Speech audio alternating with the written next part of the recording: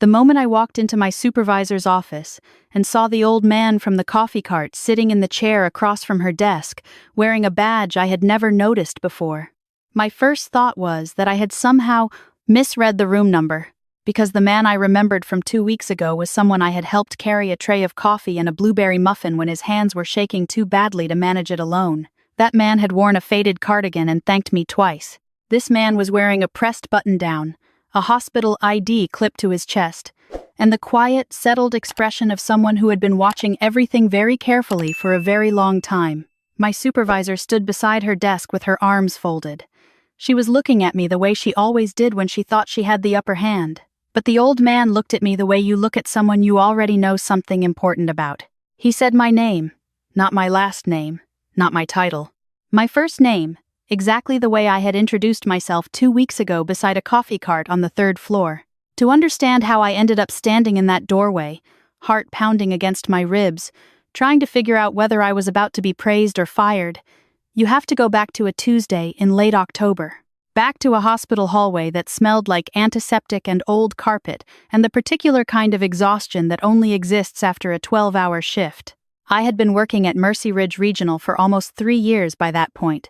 It's a mid-sized hospital about 20 minutes outside of Columbus, the kind of place where everybody knows everybody, where the overnight nurses keep a secret stash of good coffee hidden from the day staff, and where the parking lot floods every time it rains harder than a drizzle. I worked on the 4th floor, medical surgical. Long shifts, complicated patients, the kind of work that wears you down in ways you don't notice until you're sitting in your car in the parking garage and you realize you've been staring at the steering wheel for 6 minutes. That particular Tuesday had been brutal. 2 call-outs, a patient transfer that took 3 hours longer than it should have, and a medication cart that jammed twice. By the time my shift ended and I handed off to the evening crew, my feet had stopped sending polite messages and had moved straight to threats. I should have gone home. I was already behind on laundry, already behind on sleep, but there's a small coffee cart on the 3rd floor near the rehabilitation wing that stays open until 7, run by a volunteer program that raises money for the pediatric unit. The coffee is nothing special, but the woman who runs it on Tuesdays always puts out those little lemon cookies that come in the white wax paper, and sometimes, at the end of a hard day, a lemon cookie is enough of a reason. I took the stairs down 1 floor, changed out of my work shoes into the sneakers I kept in my locker, and joined the short line at the cart. There were maybe 4 people ahead of me. A physical therapist I recognized from the 2nd floor, a couple of visitors still wearing their guest lanyards, and at the front of the line, an older man in a dark cardigan, moving slowly and carefully with the measured pace of someone whose joints had started to make their opinions known. He ordered a medium coffee and a blueberry muffin. The volunteer told him the total. He reached into his cardigan pocket, pulled out his wallet, and counted out his bills slowly. He came up short, not by much. Just enough to matter. He looked at the bills in his hand for a moment, then looked up at the volunteer with the patient expression of someone who had long ago made peace with small indignities. "I'm sorry," he said quietly. "I thought I had," he stopped. "I must have left my card upstairs." The volunteer looked genuinely sorry but also genuinely uncertain. The cart ran on a cash and card system for the fundraiser. She couldn't just wave it through. I stepped forward before the thought had fully formed. "I've got it," I said. The old man turned toward me. He had kind eyes, pale blue, the kind that had probably once been very sharp and still held the memory of it. "Oh," he said. "No, you don't have to do that." I had already handed the volunteer my card. "It's just coffee," I said. He looked at me for a moment. Then he nodded once, slowly, with the quiet dignity of someone accepting a kindness without making it smaller by over-refusing it. "Thank you," he said. "I appreciate that very much." I shrugged. "It's nothing. Rough day?" He smiled faintly. "Every day in a hospital is something, isn't it?" "That's exactly right," I said. He picked up his coffee and muffin carefully. Then he looked at my badge. The name, not the title. "Thank you," he said again, using my name this time. That was very kind. I smiled and turned back to order my own coffee. By the time I had my cup and my lemon cookie, he had already gone. I didn't think much about it. I ate my cookie standing by the window at the end of the hall, looking out at the parking lot, filling up with the evening shift, and then I went home and slept for 9 hours. I didn't think about the old man in the cardigan again for 2 full weeks, because those 2 weeks were dominated entirely by something else, by someone else, specifically. Her name was my direct supervisor, and she had been the charge nurse and unit manager on 4 South for 7 years. In those 7 years, she had developed a management style that could best be described as meticulous in the ways that benefited her, and flexible in the ways that didn't. I had always kept a careful, professional distance. She wasn't someone you argued with. She wasn't someone you went around. You did your work, you documented cleanly, and you stayed off her radar. That had been my strategy for 3 years, and it had mostly worked. Until October. It started with a charting discrepancy. Not a clinical error, not anything that affected patient care. A timestamp on a medication entry that had been logged 4 minutes after the administered time because the system had been running slow that afternoon and I had been managing 2 patients simultaneously. 4 minutes. The kind of thing that happens on every busy floor, every single day. My supervisor called me into her office over it. I sat across from her desk while she explained that accurate documentation was the foundation of patient safety. She wasn't wrong about that. I told her I understood, that the delay had been system-related, and that I had already flagged the slow system response to IT. She nodded with the expression of someone who had already decided the conversation was going to end a specific way regardless of what I said. She placed a written note in my personnel file. For a 4-minute timestamp discrepancy, I walked out of that office with the particular tight feeling in my chest that comes from knowing you've been treated unfairly but not having a clean way to name it. That was the beginning. Over the following 2 weeks, I noticed the pattern: extra documentation requests, additional charting reviews. My schedule shifted twice without explanation. A continuing education credit I had submitted was flagged as incomplete, then quietly determined to be fine 3 days later, after I had already spent an evening regathering the paperwork. None of it was enough to bring to HR. All of it was enough to make every shift feel slightly heavier than it should. One evening in the break room, one of the older nurses I respected, a woman who had been on the floor for 11 years, sat down across from me with her lunch and said, without looking up from her food, "You're on her list." I stirred my coffee. "I'm starting to figure that out." She looked up. "You didn't hear this from me." She paused. "You're not the first. There was a travel nurse here last spring who got the same treatment. Left after 6 weeks. Before her there was a float nurse from 2nd floor who transferred out. What did they do? Nothing." She shook her head. "That's the thing. You just have to be someone she decides is a problem, and then everything you do gets documented just slightly wrong." I looked down at my cup. "Why does administration let it happen?" She gave me a look I recognized. "Because, on paper, she's exceptional. Metrics are clean, unit runs on schedule, compliance numbers are perfect. She knows exactly how to manage up." She tapped the table once, lightly. "It's the managing down where the problems live." I thought about that for a long time. The morning everything changed started like any other morning on 4 South. I arrived 20 minutes early, reviewed my patient assignments, and ran a quick mental inventory of everything that could go sideways by noon. There is a specific kind of alertness that good nurses develop, a background hum of awareness that never fully turns off.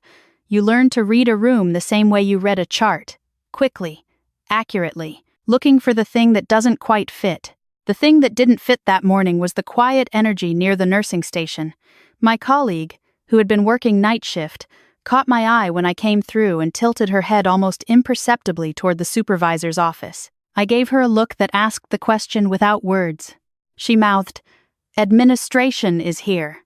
That phrase lands differently depending on what kind of week you've had. If your week has been fine, it means nothing. If your week has involved written warnings and documentation reviews and a general sense of being slowly walked toward a ledge, it means your heart rate goes up before you've even had your first coffee. I went about my morning. Assessments, medications, patient rounds. I kept my documentation tight and my focus narrow. Whatever administration was here for, the best thing I could do was be invisible and excellent simultaneously. I had just finished an assessment in room 412 when my colleague appeared in the doorway and said, quietly, "They want you in the supervisor's office." I took a slow breath. "Did they say why?" She shook her head. I documented my last entry, logged out of the terminal, and walked down the hall. The door to my supervisor's office was partially open. I knocked twice on the frame. "Come in." I pushed the door open. My supervisor was standing to the left of her desk, arms folded, expression arranged into something professionally neutral. And sitting in the chair across from the desk, with a cup of coffee balanced on his knee, and the same unhurried expression I remembered from the coffee cart, was the old man in the cardigan. Except this time, he wasn't in a cardigan. He was in a button-down and slacks, and the badge clipped to his chest wasn't a visitor lanyard. It was a staff ID. And below his photograph, in small, clean print, was a title I hadn't expected: Chief Medical Officer. My supervisor said my name with a particular flatness that told me she hadn't been expecting this either. "Please come in and close the door." I stepped inside. The old man looked at me with the same calm, attentive expression he'd had at the coffee cart. Then he smiled, and it was the same, small, genuine smile I remembered. "I believe we've met," he said. My supervisor glanced between us. "Yes, sir," I said. "Third floor. A couple weeks ago." He nodded. "I was visiting the rehabilitation unit. I tend to walk through the floors in the afternoons when I can." He paused. "I don't always announce myself." My supervisor's expression shifted very slightly. She uncrossed her arms and folded them again. "Please sit down," the old man said, gesturing toward the chair beside his. He said it the way people say it when they genuinely mean it, as an invitation and not a formality. I sat carefully. He turned to look at me fully. "You know," he said, "in 40 years of hospital administration, I have visited a great many floors." He sipped his coffee. "I have eaten a great many cafeteria lunches." He set the cup down on the edge of the desk. "And I have learned that the easiest way to understand how a unit actually functions is to walk through it when people don't know who you are." I waited. "Because," he continued, "when people know the CMO is watching, everything looks the same." He smiled faintly. "The floors are clean. The charts are perfect. Everyone is very professional and very cheerful." My supervisor gave a small sound that was almost a laugh, aimed at him. "Of course." He didn't look at her. He kept his eyes on mine. "But that doesn't tell me much about what it actually feels like to be a patient here." Or, he added, "a staff member." The room had gone very quiet. He reached into the folder on the desk. I hadn't noticed the folder until then, and slid a single sheet toward me. I recognized it immediately. The written documentation my supervisor had placed in my file 3 weeks ago. The 4-minute timestamp. He tapped the page once. "I looked at this before I came today." I swallowed. He looked up at me. "And then I also looked at several other things." He picked up the folder and set it in his lap. "In my experience," he said, "one documentation note tells you nothing, but a pattern of documentation notes, over a short period of time, following a single staff member, tells you quite a lot." My supervisor made a small movement beside her desk. The old man turned his head very slightly in her direction, not looking at her directly, just enough to make clear he was aware of her presence. She went still. He turned back to me. "Before I say anything else," he said, "I want to ask you something directly. In the past 3 weeks, how would you describe your working environment?" That question had weight I wasn't ready for. In the Marine Corps story, I had been unconsciously comparing this moment to, without realizing it, the answer would have been diplomatic, professional, carefully chosen, and maybe it should have been here too. But there was something about the way he asked it, patient, direct, genuinely waiting, that made careful dishonesty feel worse than the alternative. I said, honestly, that I had felt monitored in a way that didn't feel proportional to my actual performance, that I had received escalating administrative attention following a minor charting delay that had been system-related, that I had begun spending a significant portion of my shifts worrying about documentation in a way that I did not believe was serving my patients. My supervisor said my name sharply. The old man raised one hand, slightly. Just a small gesture. She stopped. He nodded slowly. He reached back into the folder. Inside were several more sheets. I couldn't read them from where I sat, but I could see they were printed personnel records, more than just mine. He looked at them for a moment. Then he closed the folder. "I want to be fair," he said, "to everyone in this room." He looked at my supervisor for the first time since I had entered. "So, let me say this clearly." He held her gaze in the way that people do when they have earned the right to hold it. "I have been reviewing the administrative activity in this unit for the past 10 days. What I found required a conversation. My supervisor's jaw was set. "With respect," she said, "our unit metrics are—" "I know what your metrics are," he said gently. That wasn't a reprimand. His voice stayed even. "I wrote most of the frameworks those metrics are built on." He set the folder on the desk. "Our metrics measure efficiency, compliance, throughput." He paused. "They don't measure whether a nurse dreads coming in on Tuesday morning." The room stayed very quiet. He continued. "In the past month, this unit has generated more individual staff documentation notices than any other floor in the hospital." He tapped the folder. "That is a metric too. It just isn't one that shows up in the dashboard." My supervisor said nothing. He turned back to me. "I want to ask you something else." He looked at me carefully. "The afternoon you helped me at the coffee cart. Did you know who I was?" "No, sir." I had no idea. He nodded. "Why did you help me?" I thought about it for a second. "Because you needed a hand and I was standing there," I said. "That's all." He smiled. "That's all." He repeated it not as a question but as if he was setting the phrase somewhere it could be examined properly. "That's all." My supervisor shifted her weight.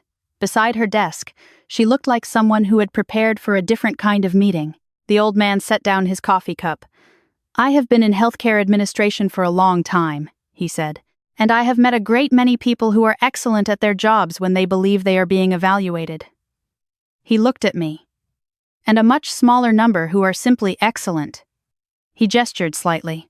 "The second kind of person helps a stranger carry a coffee tray and doesn't stay long enough to make it a story." I didn't know what to say, so I said nothing.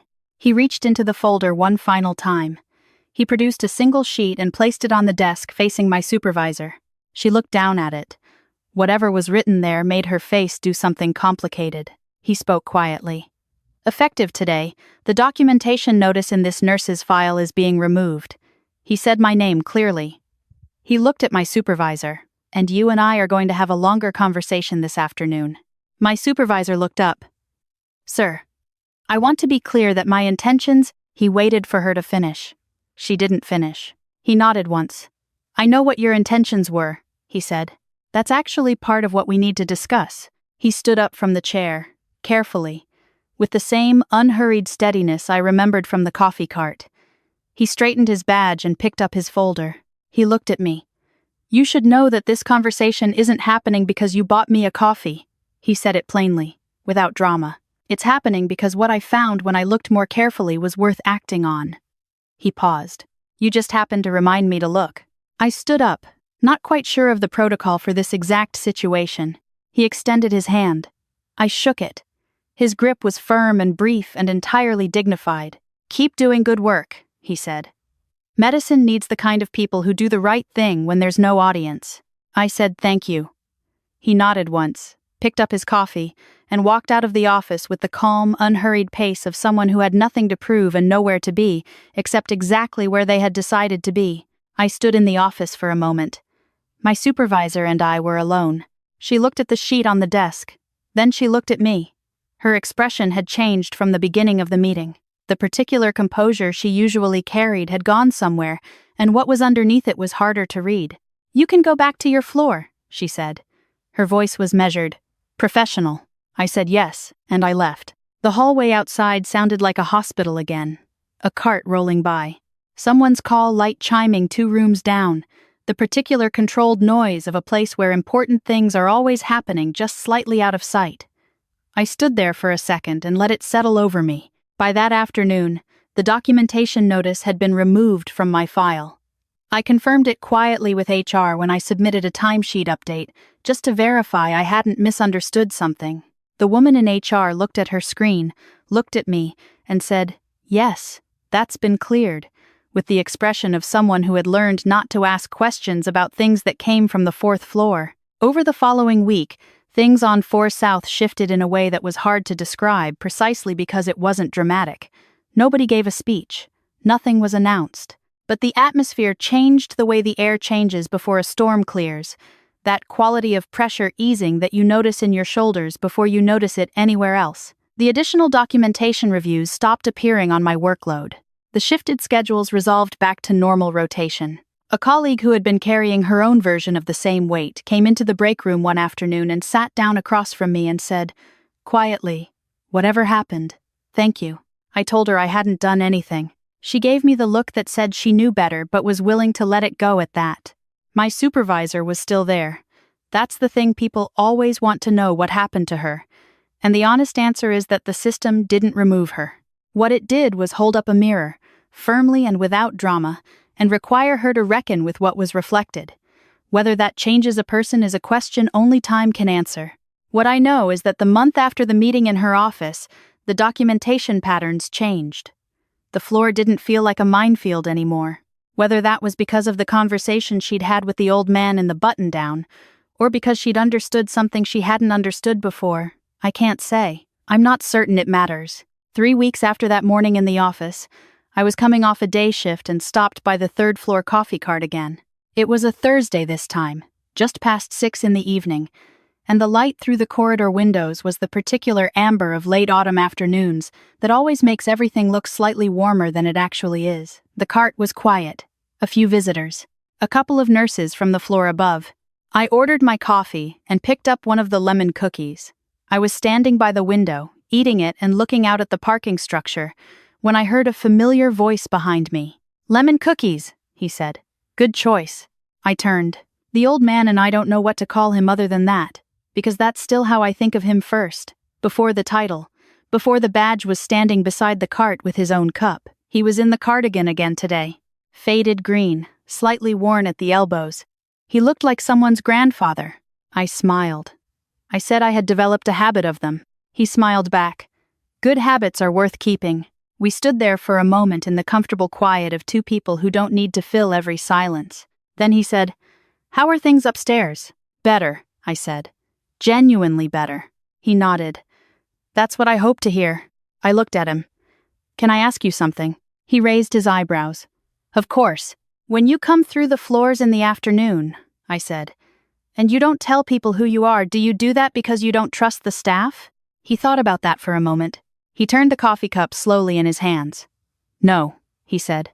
"I do it because I trust that people are fundamentally good, and I want to see that goodness operating naturally, without interference." He paused. A hospital is a place where people are at their most vulnerable. The patients, obviously. But the staff, too. He looked out the window. 12-hour shifts, impossible decisions, families watching everything you do. He shook his head slightly. You don't get to see that clearly when everyone is performing for an audience. I thought about that. And when you see something that isn't right, he turned to look at me. You address it. He said it simply, the way people say things they have said so many times they no longer need to organize the words. Quietly, when possible. Firmly, when necessary. He tilted his head. But you address it. I nodded. He finished his coffee and set the cup in the recycling slot on the cart. Then he looked at me with the same patient directness he'd had in my supervisor's office. You know, he said, medicine will need more people like you than it currently has. That's not a compliment, he raised a hand slightly. It's a description of a real problem. The system loses good nurses faster than it trains them. He paused. I've spent 40 years trying to understand why, and I keep arriving at the same answer. What's the answer? I asked. He looked at me steadily. Because the systems that are supposed to protect good people often fail them before anyone with authority notices. He looked at his hands for a moment, and the people with authority are often too far from the work to notice in time. He let that sit. Then he said, "That's why I walk the floors." I looked down at my half-eaten cookie. I thought about the afternoon 3 weeks ago when I had stood at the coffee cart behind him without thinking twice, without calculating what was in it for me, without even consciously deciding anything. I had just done what was in front of me to do, the same way I did most of the things that mattered in my life, without an audience and without a plan. He pulled his badge straight on his chest. The title caught the corridor light for a moment. "Take care of yourself too," he said, "not just your patients." I said I would try. He nodded once, the same unhurried nod I had seen 3 times now, the gesture of a man who never said anything he didn't mean. Then he turned and walked back toward the stairwell, moving carefully and deliberately, the way people move when they know exactly where they're going. I watched him go. Then I turned back to the window and finished my cookie. Outside, the parking lot lights had just clicked on, casting circles of yellow on the wet asphalt. Somewhere behind me, the elevator chimed. A family came out carrying flowers. A night shift nurse I recognized from the ICU walked past with her bag over her shoulder, coffee in hand, already in the particular posture of someone settling into the long hours ahead. I had been in this hallway 1,000 times. I would be in it 1,000 more. And nothing about it had changed, except that I understood it slightly differently now. I understood that the work you do when no one is watching is exactly the same as the work you do when everyone is, or it should be. The buildings, the badges, the schedules, the documentation, all of it is just scaffolding around something much simpler. You show up. You pay attention. You help when you're standing there and someone needs a hand, not because something good will come of it, not because you're being observed, but because that's what the moment asks for, and you are the person standing in it. An old man in a faded cardigan taught me that, or maybe he reminded me of it. Maybe I already knew it in the way you know things before you have the right words. I put on my coat. I picked up my bag. I took the stairs down to the lobby, the same way I always did, and walked out into the parking lot, and the cold air hit my face in a way that felt, for the first time in weeks, completely uncomplicated. If something in this story reminds you of a moment in your own life, a time when you helped someone small, when no one was counting, when the outcome wasn't guaranteed, hold on to that. Those moments have a way of mattering more than we know. Not always loudly, not always right away, but they echo, and you never quite know who might be listening.